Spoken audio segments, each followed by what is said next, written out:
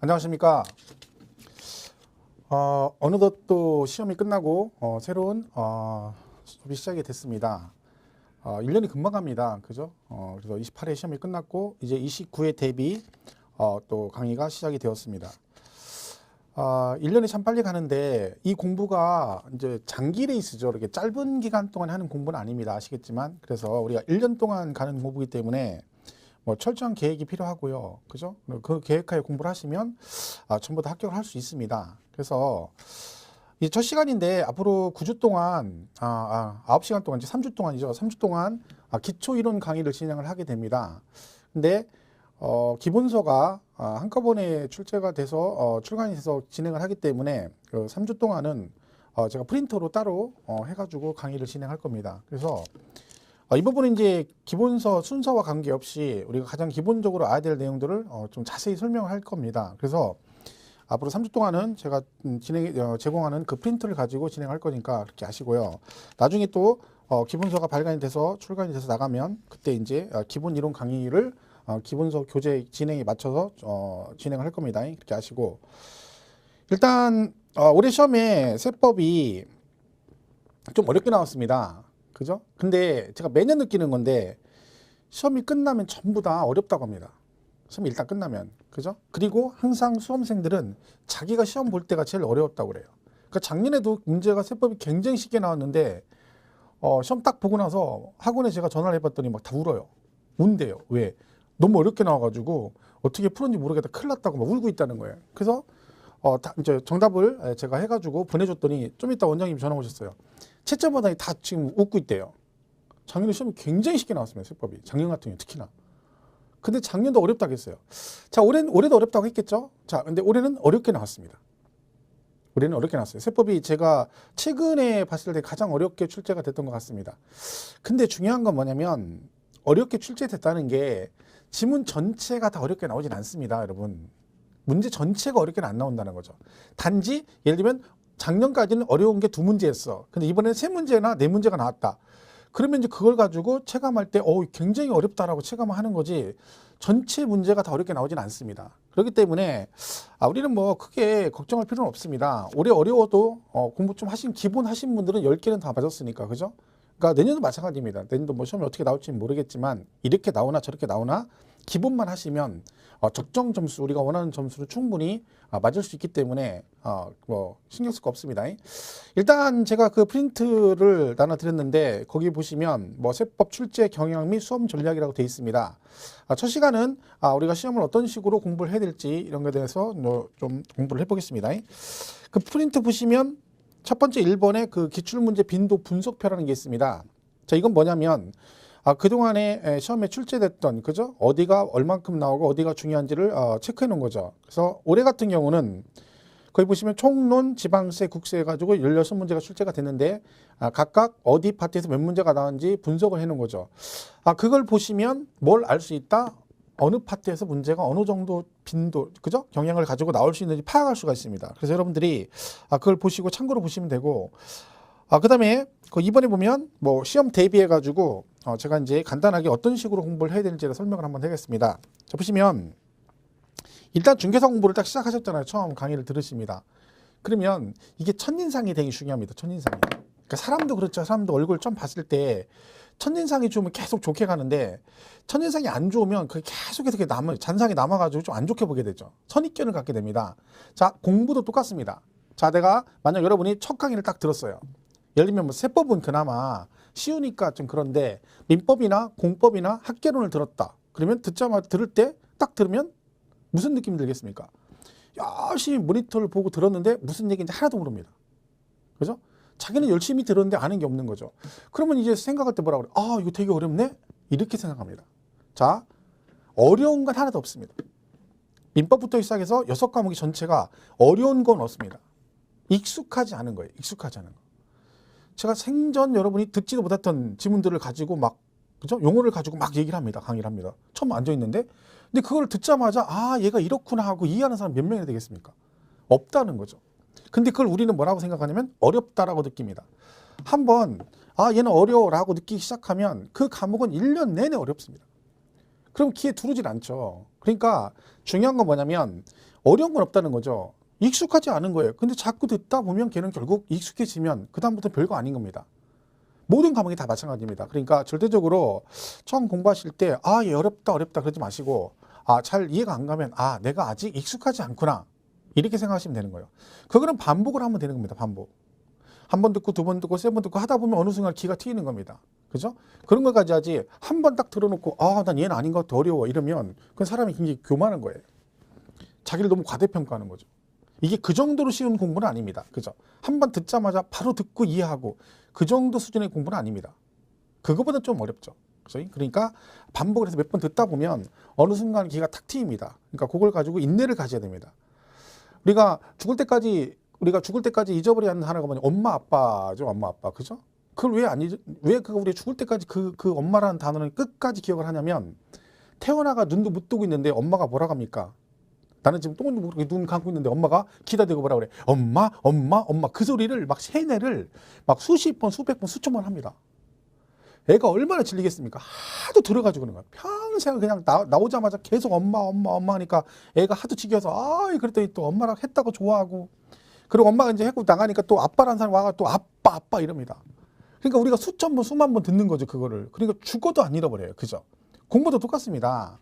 이것도 반복하면 되는 것이지, 그죠? 다른 건 없습니다. 그러니까 우리 공부는 머리로 하는 게 아닙니다. 엉덩이로 한다고 그죠? 엉덩이로. 그냥 누가 오래 앉아서 계속 보느냐, 이겁니다. 그러면 다 합격할 수 있습니다. 그러니까 일단 첫 번째는, 내가 들었을 때 무슨 얘기인지 모르겠다. 그러면 이게 어렵다라고 생각하지 마시고, 내가 아직 익숙하지 않구나. 라고 생각하시면 돼요. 그러면 내가 이제 반복을 해서 익숙해지면 이건 별건 아니구나. 라고 생각하시면 됩니다. 그러면 공부가 쉬워지는 거죠. 이렇게 보시면 되고. 다음 두 번째는 이제 계획이 필요합니다. 이게 1년 공부하는 거거든요.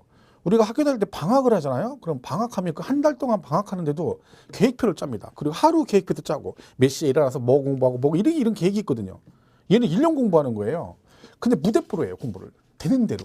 이거 했다 저거 했다 이러면 안 됩니다. 뭔가 체계적인 공부를 해야 되는 거죠. 그래서 거기에 맞춰서 시간 딱딱 확보를 해야 됩니다. 공부는 하루에 10시간을 공부하고요. 그 다음날 쉬고 그 다음날 또 10시간 공부하고 또 그 다음날 쉬고 이런 식의 공부는 해봤자 효과도 없습니다. 매일같이 꾸준히 하는 게 제일 중요합니다. 2시간이건 3시간이건 그 정해진 시간을 정해놓고 그 시간만큼은 계속 분량 확보를 해나가야 되는 거죠. 그래야지 이게 쌓여가지고 실력이 되는 거지 몰아서 하고 또 푹 쉬고 이런 형태의 공부는 효율적인 공부가 아니라는 거죠. 그렇기 때문에 여러분 자기 상황에 맞춰가지고 계획을 철저히 짜서 공부하시면 됩니다. 그리고 이 동강 들으신 분들은 힘든 게 뭐냐면 계속해서 듣질 못합니다. 이제 좀 느슨해지죠. 그래. 좀 듣다가 피곤하면 듣다 말고 그죠? 그러다 보니까 이게 나중에 한번 이게 하루 수업을 빠져버리면 이게 누적이 돼버립니다. 그럼 다음에는 6강을 들어야 돼요. 그럼 부담이 굉장히 많이 갑니다. 그러니까 동강 듣는 분들이 참 대단한 게 뭐냐면 저는 개인적으로 동영상만 듣고 합격하시는 분들이 참 대단하다고 생각합니다. 그게 쉬운 게 아니거든요. 자기 관리가 철저해야 되고 그런 사람들이 합격을 하는 거죠. 보통 이제 동강 들으면 또 특징이 뭐냐면 제가 이제 시작합니다. 안녕하십니까 하고 인사했어요. 그럼 제가 인사하는 소리를 딱 들었거든요. 그리고 나서 심 잠깐 닦고 딱 눈 떴더니 눈 감았다 딱 뜨니까 제가 잠깐 쉬었다 가겠습니다. 이러고 있는 거예요. 그러니까 자기는 눈 잠깐 떴다 감았는데 1시간 지난 건 거죠. 그런 식으로 막 그런 게 되게 많아요. 그러다 보니까 이게 집중이 잘 안 되고 굉장히 힘든 거죠. 그렇기 때문에 그걸 여러분이 잘 감안해가지고 계획을 짜가지고 꾸준히 하는 게 제일 중요합니다. 그런 걸 잘 계획을 세우시면 되고 그리고 기본서가 되게 중요합니다. 우리 모든 책은 기본서가 기본이죠. 그죠? 그러니까 기본서를 최대한 많이 부르시고 그리고 처음에 강의를 들을 때는 책을 보고 막 미리 막 줄 쳐가면서 공부하지 마시고 동영상을 계속 들어야 돼요. 반복해서요. 11월, 12월, 1월, 2월 이때는 그냥 제가 무슨 얘기인지 몰라도 계속 들어요. 예를 들면 민법 같은 경우는 한 번, 두 번, 세 번, 4번, 5번 들으면 좋습니다. 그래 빨리 말귀를 알아들어요. 그죠? 기가 먼저 튀어야 공부를 할 수가 있습니다. 그러니까 처음부터 무리해가지고 막 기본서 봐가면서 줄쳐가면서 막 그 뜻을 이해하겠다 이런 식으로 하면 질려버려요 공부가. 그러니까 계속해서 뭘 해라? 처음에는 동강만 듣는 겁니다. 계속 반복해서. 그러다 보면 어느 순간에 이게 그런 얘기구나 이제 좀 귀에 들릴 때가 있어요. 그때부터 다시 기본서를 보시면 됩니다. 그러니까 이 단계가 필요한 거죠. 처음에는 동강을 계속 들어서 귀를 뚫고 그 다음에는 기본서를 또 봐야 됩니다. 어떤 분은 동강 들으라니까 막 똑같은 동강을 막 1월, 2월, 3월, 4월 계속 걔만 듣고 있어요. 이것도 안 좋습니다. 그 부작용이 생겨요. 그럼 왜? 키로 하도 많이 들으면요. 이제 내용은 모르는데 무슨 얘기인지 다 알아들어요. 그러니까 그걸 본인이 다 안다고 착각합니다. 그건 아는 게 아닙니다. 왜? 시험은 특기평가 하는 게 아니거든요. 지문으로 문제를 푸는 거예요. 그러면 기본서 지문에 익숙해지고, 그리고 마지막에 최종적으로 시험은 오지선다형으로 시험을 봅니다. 그렇기 때문에 결국은 오지선다형 문제 푸는 것도 훈련을 엄청 많이 해야 되는 거죠. 그러니까 우리가 후반전에 가면 전부 다 뭐 합니까? 문제만 주장창 풉니다. 왜? 실전에 가서 그렇게 푸니까. 그러니까 모든 건 연습이에요. 연습. 연습을 많이 해가지고 시험 보러 갔을 때는요, 그 연습한 대로 습관적으로 문제를 푸는 거지, 그때 가서 문제 읽고 나서 생각을 하고 문제 답을 쓰고 하면 시험은 떨어집니다. 왜? 그럴 만한 시간적 여유가 없어요. 문제 수가 많고, 그 다음에 지문이 길기 때문에, 그죠? 1분 안에 하나씩 풀어야 되거든요. 근데 1분에 읽기도 바빠 죽겠는데, 그 읽고, 그 다음에 천천히 가만히 있어봐라. 그리고 생각하고, 그리고 답을 쓰고, 세워라 내워라죠. 그러면 좀 있으면 한 20문제 남았는데 5분 남았습니다. 이런 현상이 일어납니다. 그러니까 우리가 평상시 공부를 되게 많이 연습을 많이 해가지고 실전에 가서는 그냥 연습한 대로 읽고 답 쓰고 읽고 답 쓰고 이런 식의 이제 그죠? 패턴이 돼야 되는 거죠. 그러니까 그렇게 되기까지 여러분이 계속해서 반복을 하시는 게 되게 중요합니다. 그리고 이제 모의고사 같은 것도 많이 보죠. 그러면 제가 학원에서 보면 뭐 3월부터 보통 모의고사를 봅니다. 그러면 이제 수험생들이 뭐라고 하냐면, 보라고 하면 뭐라고 하냐면, 아직 실력이 안 돼가지고 자기는 시험 봐도 점수가 안 나오기 때문에 안 본다고 그래요. 그럼 모의고사가 자기 점수가 몇 점 나오느냐, 물론 이거 중요합니다. 그 점수는요, 어차피 자기 실력대로 나오게 돼 있는 거예요. 근데 우리 시험은요, 모의고사를 왜 보는 거냐면 단순하게 내 시험 실력을 테스트한다, 이것만 있는 게 아닙니다. 가서 시험 볼 때 내가 문제를 풀 때 어떤 식으로 문제를 풀 것인가 경험하는 겁니다. 그러니까 예를 들면 문제 읽고 답을 바로 마킹할 것인가, 문제 다 풀고 나서 한꺼번에 마킹할 것인가, 사람마다 성향이 다르죠. 근데 그것도 연습을 해야 돼요. 그리고 더 중요한 건 마킹 연습을 해야 돼요. 마킹 연습. 마킹할 때 이렇게 보면 이렇게 여기다 이렇게 뜨거든요. 근데 답을 이렇게 보면, 제가 가만히 보면 이런 사람이 있습니다. 1번에다 이렇게 칠하는데 이렇게 합니다. 이렇게 라인 그리고 안에다가 막 이렇게 칠해요.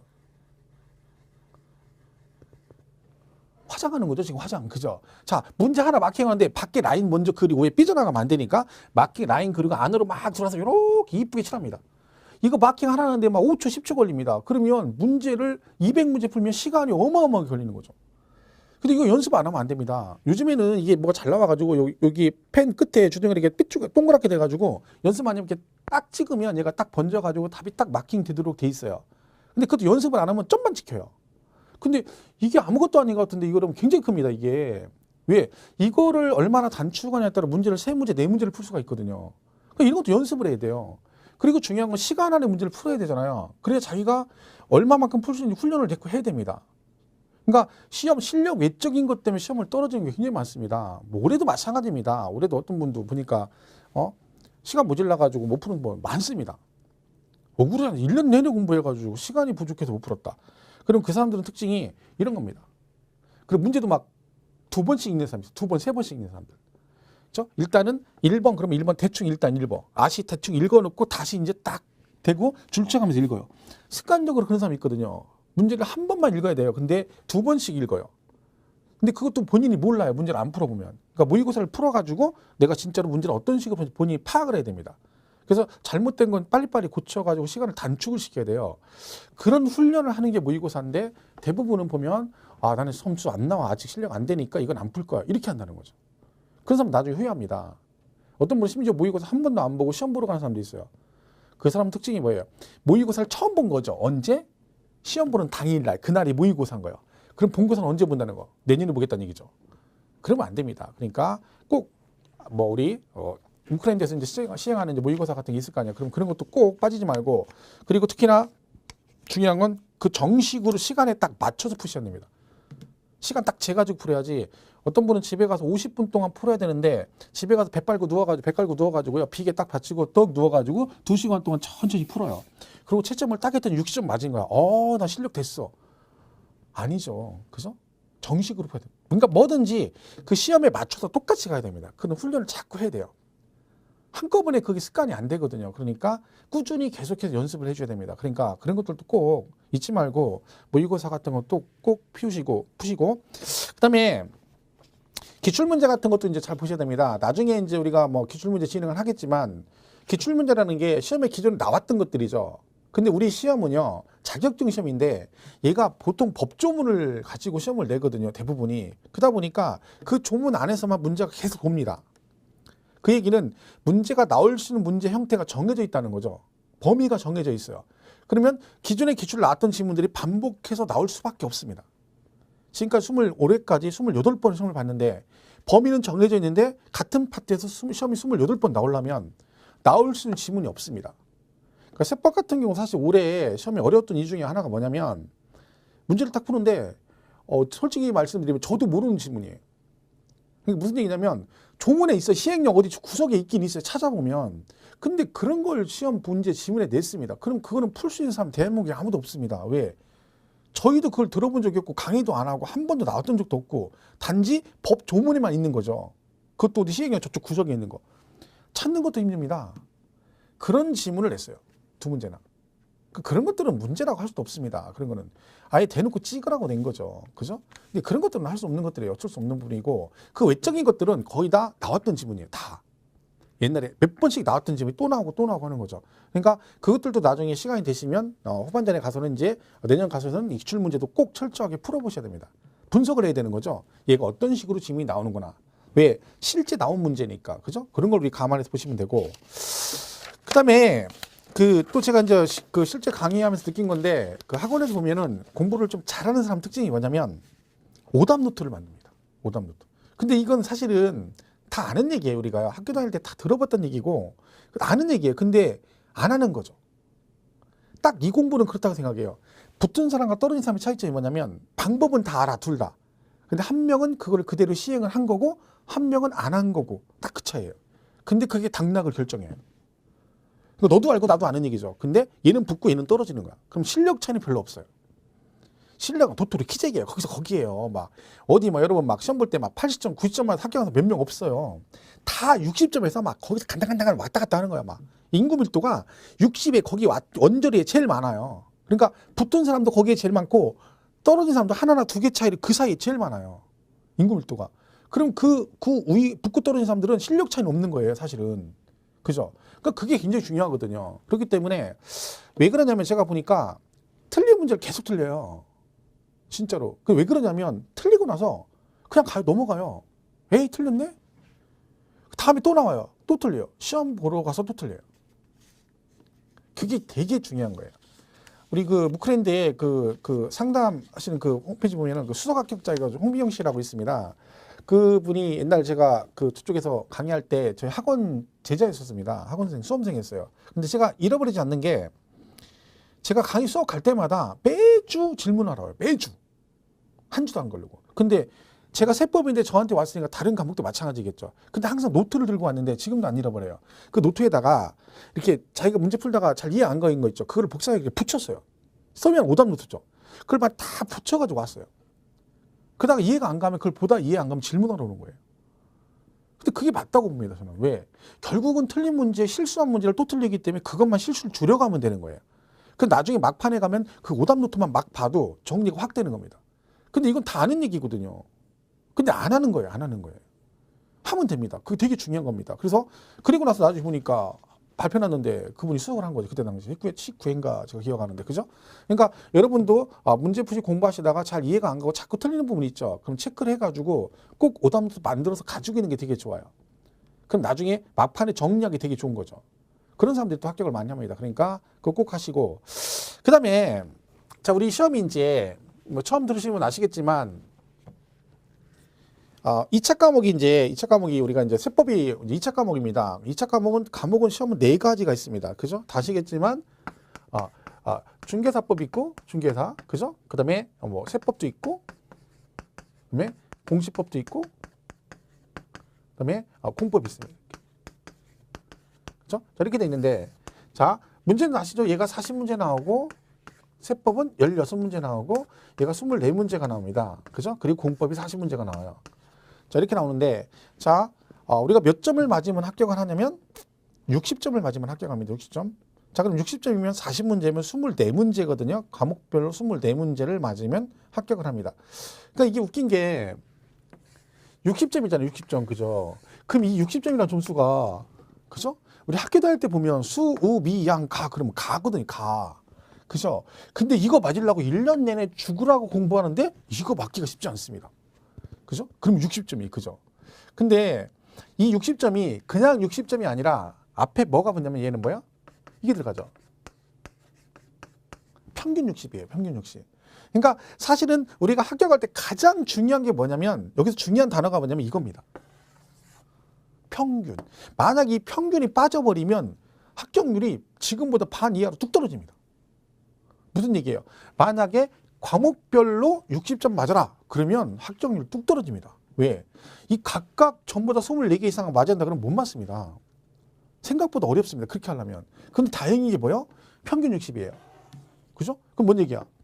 플러스 마이너스에서 60 맞으면 된다는 얘기죠. 그러니까 결론은 잘하는 과목 점수를 많이 따면 된다 그런 얘기죠. 물론 과목별로 과락은 면해야 되죠. 과락이 40점이니까. 그죠? 그 상태에서 평균 60.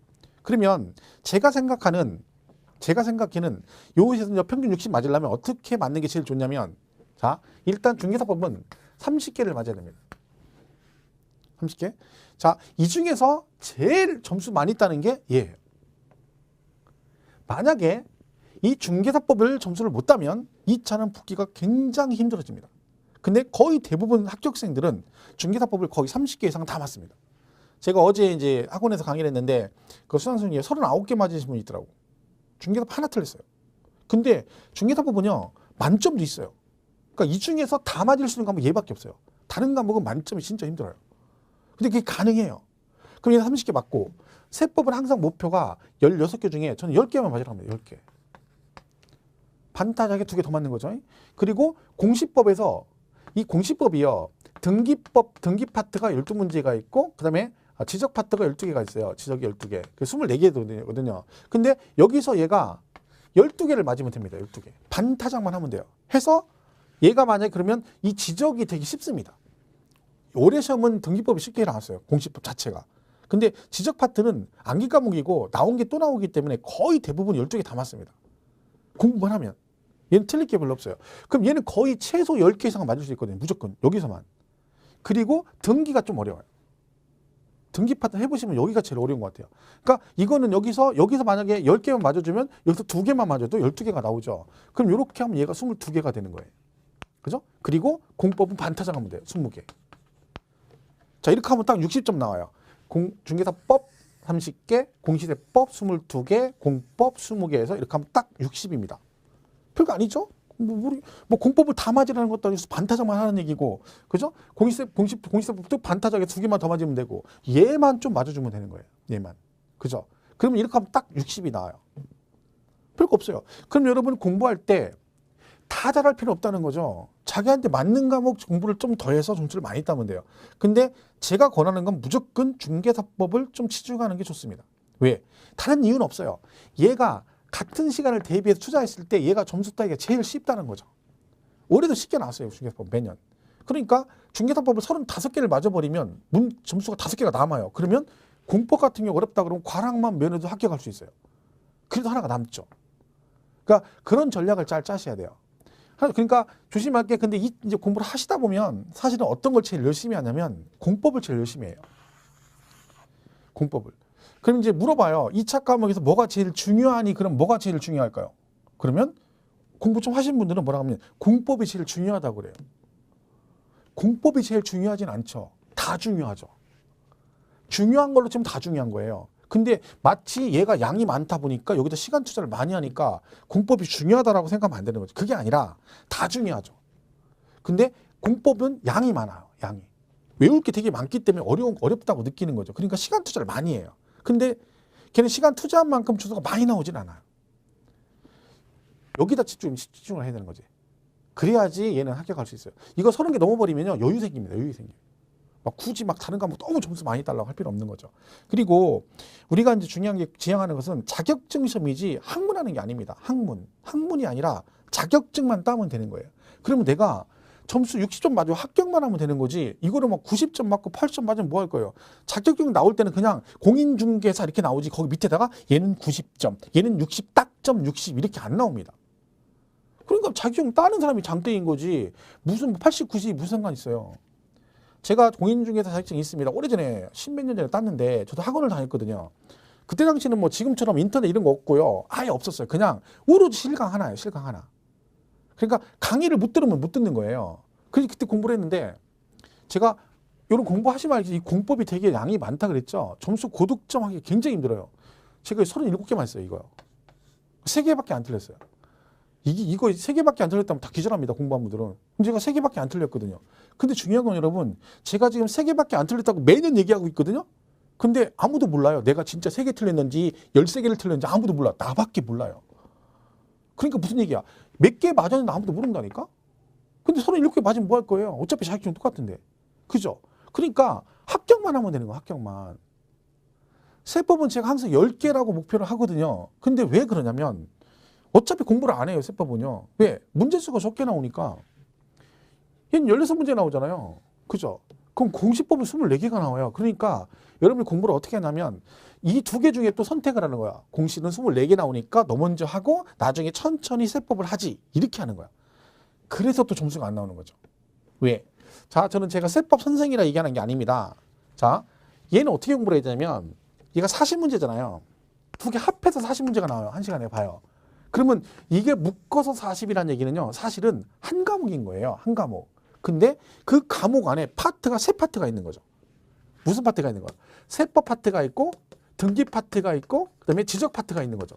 해서 이 한 권에서 몇 문제? 40문제예요. 근데 문제가 어떻게 나와요? 얘는 16문제 나오고 얘 12개 나오고 얘는 12개 나와요.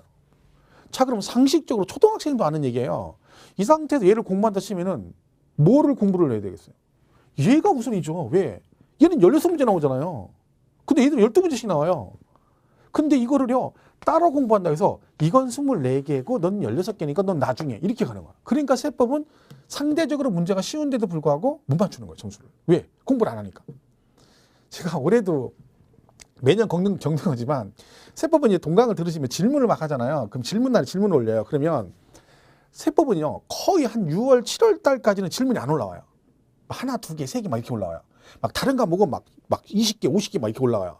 그만큼 질문 안 한다는, 공부를 안 한다는 얘기죠. 언제 질문이 오냐면 8월 지나잖아요. 9월, 10월에 엄청 올라와요, 질문이요. 9월, 10월 달에. 무슨 뜻이야? 그때 공부하는 거, 이제. 9, 10월에. 그러니까 막 모르는 게 많은 거죠. 질문. 그러니까 막 질문을 계속 올려요. 막 하루에 2개, 3개씩 막 올려요. 그럼 막 맨날 어떤 때 막 12시, 1시도 올려요. 막 그냥 질문. 그럼 막 댓글 열심히 다는 거죠. 공부를 왜 안 해? 왜 안 했거든. 안 하다가 막판에 하는 거야. 점수 안 나와요. 그렇게 하면. 그러니까 이 공시세법은 세법은 16개 나옵니다. 그럼 이해를 좀 해야 돼. 얘하고 지적을 중심으로 하면 돼요. 세법하고 지적을. 그러면 세법 지적에 28문제 나와요. 등기 빼고. 그럼 여기서 이것만 가지고 22문제는 충분히 맞을 수 있거든요. 공부 조금만 하시면. 그러니까 이런 게 되게 중요한데 막 생각 없이 그냥 하는 거야. 문제수만 보고 막 하는 거죠. 그런 식으로 공부하니까 되게 열심히 했는데 점수가 안 나와. 일단은요, 자신감이 중요하기 때문에 깔고 가는 점수가 있어야 돼요. 그러면 내가 이걸 공부했을 때 얘는 몇 개 정도 맞아줘야 되지. 그래야 자신감이 생기는데 그렇게 안 하면 맨날 공부를 하는데 점수가 안 나오니까 실망해서 포기하게 되는 겁니다. 그러니까 전략이 되게 중요한 거예요. 사실은.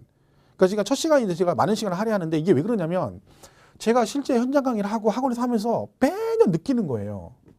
그게 답답하죠. 저는 보면은. 왜? 이 사람들 왜 이렇게 공부를 할까? 이렇게 하면 되는데.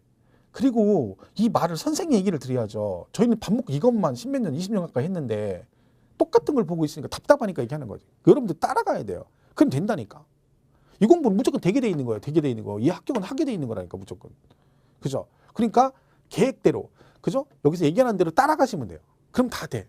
그리고 중개사법 같은 경우는 정지영 교수가 이제 중개사법 선생님인데 강의 되게 잘합니다. 뭐 다른 선생님들 다 잘하시지만, 그죠? 그러니까 거기 맞춰서 강의한 사람들 보시면 다 보시면 알겠지만, 그죠?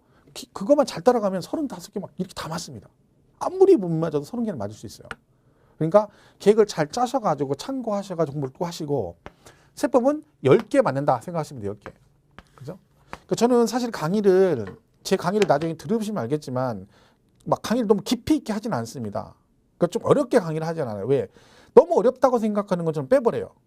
왜냐면 그런 것들은 어차피 나와도 맞출 확률도 적고 그렇기 때문에 저는 그냥 한 10개에서 12개 맞을 정도 수준의 강의를 합니다. 그러니까 쉬운 걸 틀리지 말자 이런 주의지 뭐 어려운 걸 막 열심히 해서 맞추자 이런 주의는 아니에요.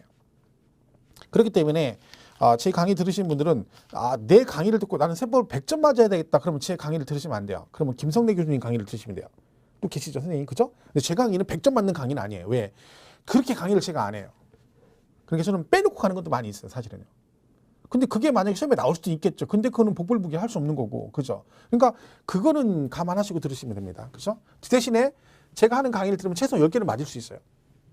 근데 대부분 공부 열심히 하나 안 하나? 세법은 10개 맞으면 잘하는 거예요.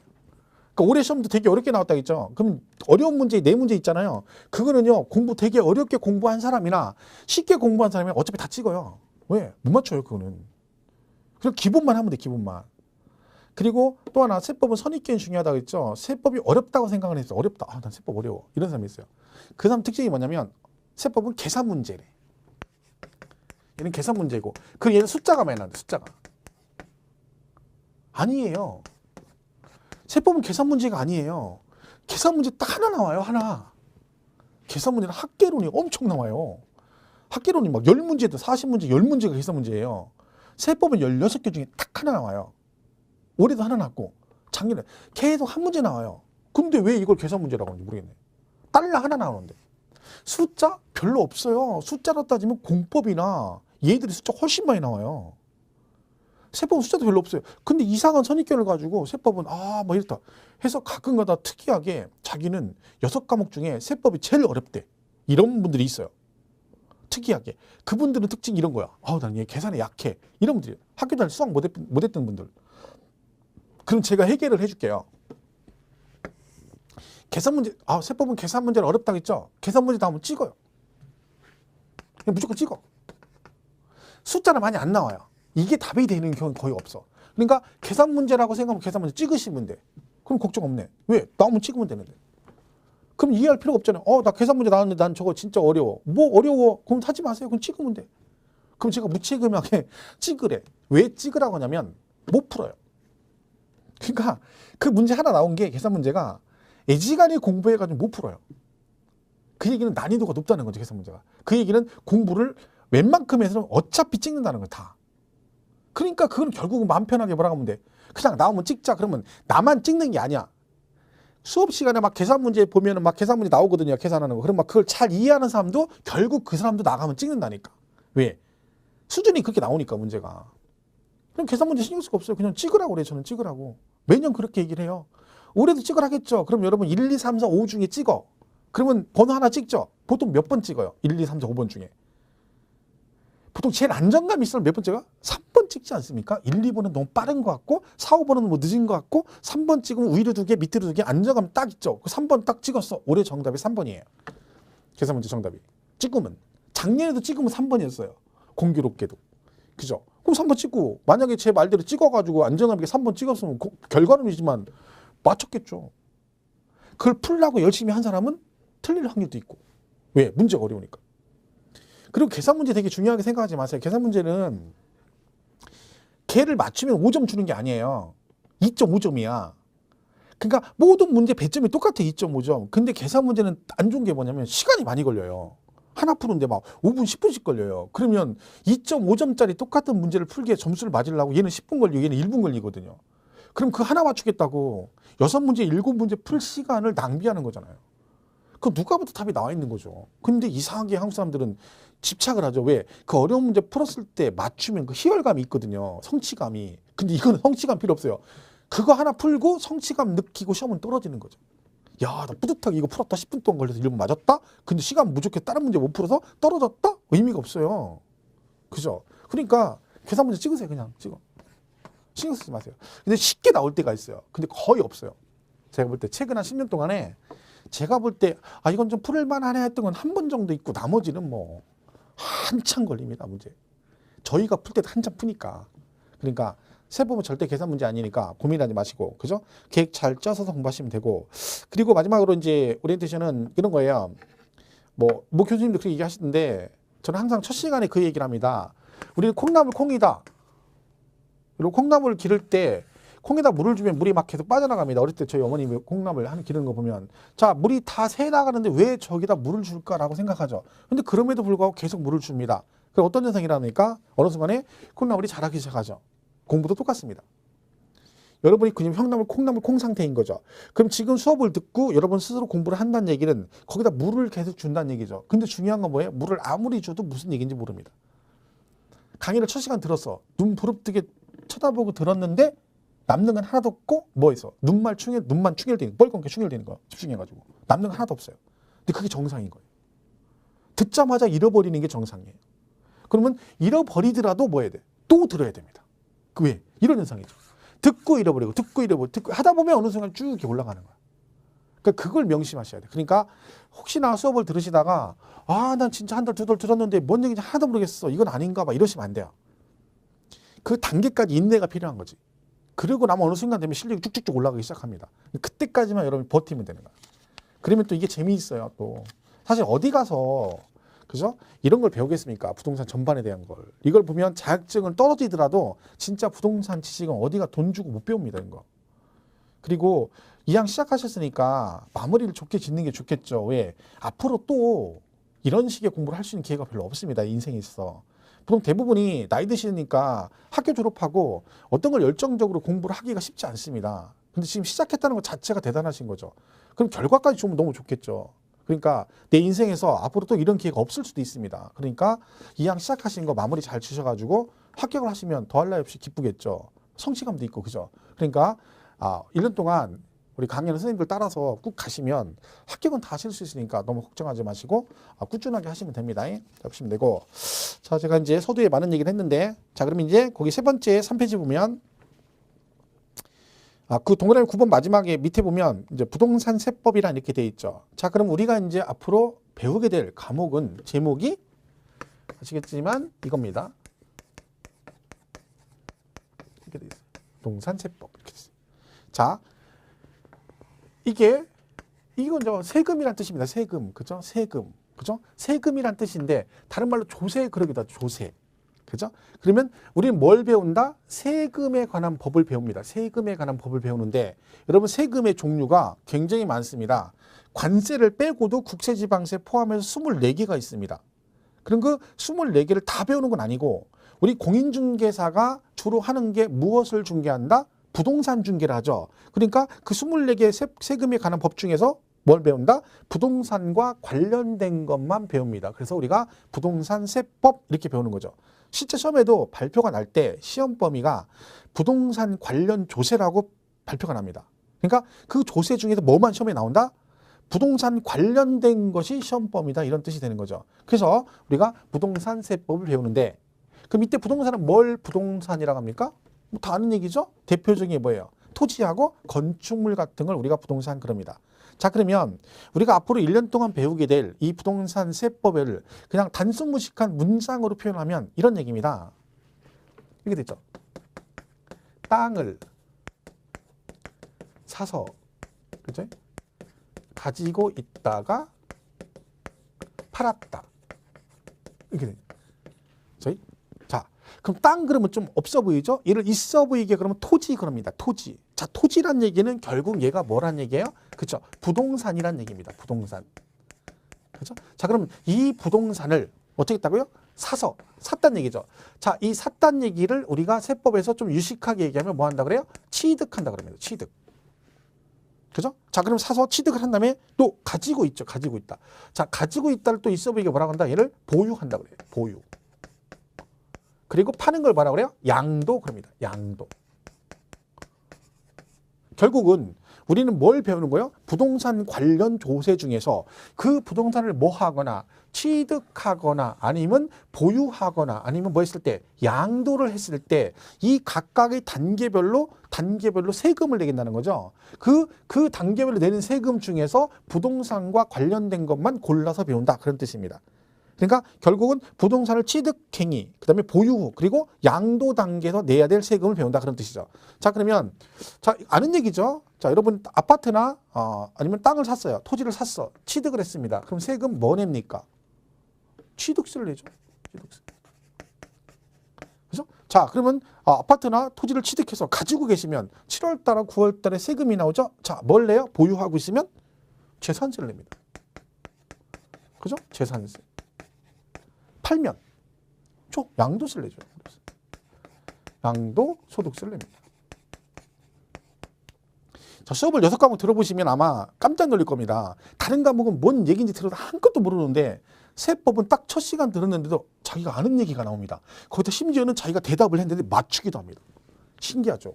다른 건 맞추는 거 간두고 뭔 얘기인지를 모른다니까. 멍 때리고 있다니까. 근데 얘는 막 대답도 한다니까. 근데 맞췄다니까. 제가 지금 취득했을 때 내는 세금이 뭐죠? 그럼 분명히 들으신 분 중에 자기도 모르게 취득세 하신 분 있을 거라. 맞췄잖아. 이 세법은 우리가 일반적으로 많이 접하는 얘기들입니다. 근데 절대 어려운 건 아니죠. 그죠? 근데 정신은 바짝 차려야 됩니다. 왜냐면 세법은 내용이 쉽다 보니까 나중에 기본서 할 때도 잠깐 멍 때리고 있으면 막 페이지수가 5페이지, 10페이지 훅 넘어가요. 왜? 별로 중요한 거 훅 넘어가거든. 근데 민법 같은 경우는요. 자, 딱 쳐다봤어요. 첫 시간 쳐다봐요. 그리고 침 닦고 1시간 지나고 침 닦고 다시 쳐다보면 아직도 거기 하고 있어요. 왜? 한 페이지 가지고 1시간 동안 하거든. 우리는 그런 거 없어요. 근데 정신을 바짝 차려야 돼. 그러니까 수업만 잘 들어도 세법은 크게 문제 없습니다. 사실은. 1년 동안 수업만 집중해서 잘 들어도 기본 점수 다 딸 수 있어요. 그렇죠? 자, 그러면 얘는 취득, 보유, 양도했을 때 각각 내는 세금을 배우는데, 자, 그러면 취득세와 재산세와 양도소득세가 있습니다. 자, 여기다 첨부해서 취득 관련 조세 중에 등록 면허세가 있습니다. 등록 면허세. 자, 이거 배우고, 자, 그 다음에 재산을 많이 가지고 있어, 부동산이. 그러면 12월 달에 추가로 세금이 또 나오는 게 있습니다. 내가 재산이 있는데 토지나 막, 그죠? 토지나 주택이 굉장히 많아. 그럼 추가적으로 세금이 또 나옵니다. 그때 나오는 게 뭐다? 우리 종부세라고 하죠. 종부세. 그죠? 종합부동산세.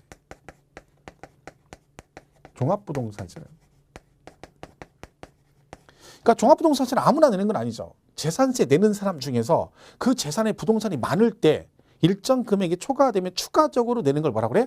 종합부동산세 그럽니다. 그러니까 만약에 주변에 어떤 사람이 자기가 수업을 들었는데 어떤 사람이 지나가다가 만났는데 아, 나 작년에 종부세 얼마 나왔는데 이번에도 얼마나 나를 모르겠네 하고 뭐라고 얘기하고 있어? 아, 종합부동산세 어쩌고 얘기하고 있다. 그럼 얼른 친하게 지내야 됩니다. 친하게. 그 사람들은. 그죠? 종부세를 낸다는 얘기는 일단 기본적으로 뭐가 좀 있다는 얘기입니다. 소위 말하는 부자란 얘기죠. 그죠? 그럼 친하게 지내야 되는 거예요. 그죠? 그러니까 아무나 내는 건 아니죠. 자, 그럼 결론은 그러면 부동산을 갖다가 취득, 보유, 양도 단계 내는 세금 종류가 많은데 우리가 중점적으로 배우는 건 이 5개입니다. 취득 관련해서 취득록세 배우고 그 다음에 보유에서 재산세, 종부세 배우고 그리고 양도 관련해서 양도소득세를 배웁니다. 그러니까 예를 들면 우리가 다음 중 취득과 관련된 조세 그러면 대표적으로 취득록세가 돼야 되고 그다음에 보유 단계에서 부과되는 세금은 2개인 거죠. 재산세하고 뭐하고 종합부동산세고 그리고 양도 단계에서는 양도소득세를 냅니다. 여러분 뉴스 보시면 정부에서 그 세제 개편 같은 걸 많이 하고 있죠. 사실은. 그죠? 그러면서 이번에는 파리 대책 같은 걸 막 발표했습니다. 투기 같은 걸 방지하려고. 근데 그게 안 먹히면 마지막으로 한다 할 때 뉴스 할 때 뭐라고 하냐면 보유세란 말을 합니다. 보유세. 안 되면 이제 보유세를 높이겠다 그러거든요. 그럼 여기서 보유세를 높인다는 얘기는 누굴 얘기하겠어요? 이거 얘기하는 거예요. 그렇죠? 보유세가 이거잖아. 그러면 결국 재산세하고 종합부동산세를 많이 부과하겠다는 뜻입니다. 그러니까 투기가 많으면. 그러니까 그럼 무슨 얘기야? 내가 만약에 부동산을 많이 가지고 있어요. 그러면 그만큼 부담이 가는 거예요. 왜요? 많이 가지고 있으면 세금이 많이 나오잖아요. 이걸 높여버리면 재산세, 종부세를 많이 내야 되잖아요. 그러면 그만큼 부담이 가는 거죠. 그러니까 마지막에 하다 부동산 저기 안 잡히면 투기가 안 잡히면 이걸 높이겠다는 거. 그러면 사람들이 함부로 막 많이 사가지고 이걸 못하는 거예요. 투기를 못해. 왜? 잘못하면 이걸로 죽으니까 세금으로. 그게 그 얘기예요. 보유세가. 그죠? 이 2개인 거죠. 자, 이렇게 해서 5가지를 배웁니다. 자, 그러면 우리가 이제 수업을 들어보시면 아, 무슨 얘기인지 하나도 모른다 했잖아요. 그게 왜 그러냐면 우리 배우는 과목이 6과목입니다. 6과목. 아까 말씀드렸죠? 학계론. 그죠? 1차 과목이 학계론이 있고, 그 다음에 1차 민법이 있습니다. 그 다음에 중개사법이 있고, 그 다음에 공시법, 공법, 세법 이렇게 돼 있거든요. 세법. 이렇게 돼 있어요. 6과목이에요. 근데 이 중에서 5과목은 법과목이에요. 학계론만 빼고. 얘는 학계론, 개론이죠, 개론. 얘가 개론이고 민법, 중개사법, 공시법, 공법, 세법 이렇게 돼 있어요. 그럼 법을 배우는 거죠. 그럼 여러분 법은요, 법률 용어가 있습니다. 근데 그 법률 용어라는 게 우리가 일상적으로 일상생활 사용하는 용어가 아닙니다. 그러니까 당연히 거기 사용하지 않는 용어를 가지고 막 선생이 나와가지고 뭐라고 얘기를 하는 거야. 무슨 얘기인지 하나도 모르죠. 자, 예를 들면 제가 첫 시간인데 구구단을 여러분 이제 수학을 산수라 산술. 산수. 자, 245 곱하기 345는 해놓고 제가 이제 설명하는 거죠. 5, 5, 25, 2 올라가고 5, 4, 20, 2 올라가고 이러고 있는 거예요. 근데 여러분은 뭘 몰라? 구구단을 몰라. 그러니까 구구단을 모르고 이제 듣고 있는데 제가 이걸 하고 있는 거예요. 자, 이거 이해 가시죠? 5, 5, 25, 2 올라가고 5, 4, 20 이러고 있는 거예요. 근데 나는 지금 구구단이 5, 5, 25인지를 모르는데 막 선생님들은 아는 줄 알고 막 계속 5, 5, 25, 5, 4, 20 이것도 몰라 이러고 있는 거죠. 그럼 여러분이 그런 현상이 일어나는 거야. 그럼 이걸 이해하려면 뭘 먼저 알아야 돼요? 구구단을 먼저 외워야죠. 구구단을 외워버리면 5, 5, 25, 5, 25 이렇게 되는 거죠. 똑같아요. 이걸 이해하려면 법조문이잖아요. 그러니까 조문을 이해해야 되는 거야. 용어를 이해해야 되는 거야. 용어. 여기 있어서는 용어를 이해를 해야 그래야 여기서 하는 말들을 이해하는 거죠. 그래서 우리가 모든 과목에 용어가 되게 중요합니다. 기본이. 우리 세법도 마찬가지고 다른 과목도 마찬가지예요. 그리고 그 용어에 익숙해지기 시작하면 그 다음부터 뭐가 이제 들리기 시작하는 거죠. 그러니까 지금은 그게 안 됐기 때문에 여러분 뭘 들어도 모르는 거예요. 그래서 그런 거지 이게 뭐 내용이 어렵고 뭐 해서 그런 내용이 절대 아니라니까. 그런 착각을 하시면 안 됩니다. 그래서 이 과목이 6과목이에요. 그래서 이제 나중에 공부를 해보시면 알죠. 이름이 다 있죠. 여기는 학개론. 학개론 뜻이 뭔지 아세요? 배울수록 괴로운 이론이다. 그런 얘기. 배울수록 괴로운 이론. 학개론 들어보세요. 막 들으면 들었는데도 더 몰라. 그죠? 민법은 민폐 끼친다. 그래. 민폐. 여기저기 민폐 끼친다. 얘는 지만 죽는 게 아니에요. 민법을 잘못하면 이게 공시법도 연결되고 다 연결되거든요. 그죠? 중개사법은 뭐냐면 얘는 말 그대로 중개하는 거죠. 중개. 얘가 점수를 많이 따가지고 뭐 해줘? 나눠주는 거죠. 너는 몇 개 필요하니? 너 2개, 너 3개 해서 이름이 중개법이에요. 중개사법인 거예요. 이름이 다 있어. 이게 사연이 있는 거예요. 이 빌공짜들이에요. 공시법, 공법은 자체적으로 해결을 못해. 점수를 못 따. 그러니까 나 좀 도와줘, 나 좀 도와줘. 얘한테 비는 거죠. 공법. 세법은 날마다 새롭다. 날마다 새롭다. 세법은 들을 때마다 날마다 새롭다 그래요. 왜? 공부를 안 하거든요. 그냥 수업만 들어. 그럼 학원에 수업은 2개월 과정이잖아요. 그러면 한 번 수업 듣고 그 다음에 똑같은 얘기를 2달 있다 듣는 거예요. 평상시 공부 안 하니까. 그러니까 2달에 한 번씩 들으니까 맨날 처음 듣는 거 같지. 그렇죠? 이 이름이 다 있는 거예요. 사연이. 그죠? 어쨌든 우리가 뭐다? 이 5과목은 법과목이니까 그 법률에 나오는 용어에 익숙해지면 된다. 근데 아직은 그런 단계가 아니기 때문에 그걸 자꾸 반복해서 하시면 된다. 그러면 이런 모든 얘기들이 다 귀에 두르기 시작하는 겁니다. 자, 결론은 우리 세법은 뭐다? 부동산과 관련된 세금만 배우는데 그 부동산을 뭐 하거나 취득하거나 보유하거나 양도했을 때 각각의 단계별로 내야 될 세금을 배우는데 모든 걸 다 배우는 게 아니라 부동산과 관련된 것으로서 취득과 관련해서는 취득세와 등록세를 배우고 보유는 재산세, 종부세를 배우고 양도는 양도세를 배웁니다. 자, 문제가 16문제가 나온다 했죠? 자, 문항은 여기서 양도세에서 5개에서 6문제 나오고 재산세에서 3문제에서 4문제가 나옵니다. 얘도 3문제에서 4문제 이렇게 출제가 됩니다. 보통 얘는 한 문제 이렇게 나온다고 보시면 돼요. 자, 그러면 내가 만약에 공부할 때 10개가 목표면 세법은 10개가 목표라겠죠. 그럼 10개를 맞으려면 자, 공부를 어디를 해야 되겠습니까? 답이 나와 있는 거죠. 양도세, 재산세, 취득세 요 3개를 중점적으로 해야 됩니다. 저 3개가 안 되면 하늘에 2쪽이라도 10개는 못 맞는 거예요. 자, 16문제가 출제되면 취득세, 재산세, 양도세 파트에서만 무조건 10문제 이상은 나옵니다. 매년 한 해도 안 걸리고. 자, 올해도 취득세 3문제, 재산세 3문제, 양도세 5문제가 나왔습니다. 그럼 11문제죠. 16개 중에 11문제가 나왔어요. 그러니까 올해도 그럼 내년도 똑같아요. 얘는 한 문제인데 올해는 공교롭게 등록세가 2문제가 출제가 됐습니다. 굉장히 특이하게. 근데 그 한 문제는 풀 수 있는 문제가 아니었죠. 어디 이상한 것 갖다 내가지고. 그죠? 그러니까 결론은 내년도 이렇게 나온다는 얘기야. 그럼 여러분은 중점적으로 이 3개에만 집중하면 되는 거예요. 3개만. 그러니까 제가 기초 강의 때도 이 프린터도 보면 요 3개 파트만 여기다 프린트 기록을 이제 실어놨습니다. 왜? 그 3개가 제일 중요하니까 그거 위주로 간당간당하게 설명을 할 겁니다. 나머지는 그냥 하다 보면 되는 거예요. 그리고 지가 나와봤자 한 문제예요. 틀려봤자 한 문제고. 그죠? 그러니까 여기다 집중하면 안 되는 거죠. 일단은 이 3파트에 집중적으로 공부를 해야 됩니다. 그리고 걔가 공부가 되면 나머지 하시면 되는 거야. 그러니까 전략이 필요한 거죠. 그리고 이제 우리가 처음에 배우게 되는 용어 정의에 관한 개념입니다. 우리도 조세통문이라 해가지고 근데 기본서 배우면 제일 먼저 배우는 이거거든요. 세법은요. 그럼 이게 뭐예요? 여기 이제 앞으로 배우는 여기서 나오는 기본적인 용어 같은 개념을 정리한 겁니다. 그러니까 쉽게 말하면 법률 용어 정리하고 똑같은 거죠. 세법에. 그죠? 여기서 문제가 항상 2문제가 나오는데 올해는 한 문제가 나왔어요. 왜? 그 나머지 하나가 등록세가 두 문제가 나와버린 거죠. 원래 한 문제 나오는데. 그죠? 근데 일반적으로 내년은 그냥 뭐라고 생각하면 돼요? 총론 두 문제 나오고, 그죠? 취득세 세 문제, 재산세 세 문제, 양도세 한 다섯 문제 나오고, 그죠? 종부세, 등록세 한 문제 정도 나온다라고 생각하시면 됩니다. 그죠? 그럼 전략은 딱 나와 있는 거죠? 세 개 위주로 공부를 하셔라. 그죠? 그래서 저도 이번 기초 강의는 3주 동안 그 세 개 파트 위주로만 정리를 할 겁니다. 기억해 보시면 되겠죠? 자, 이렇게 간단하게 정리를 하시고 잠깐 쉬었다가 그 이어서 이제 기본적인 강의를 시작하도록 하겠습니다.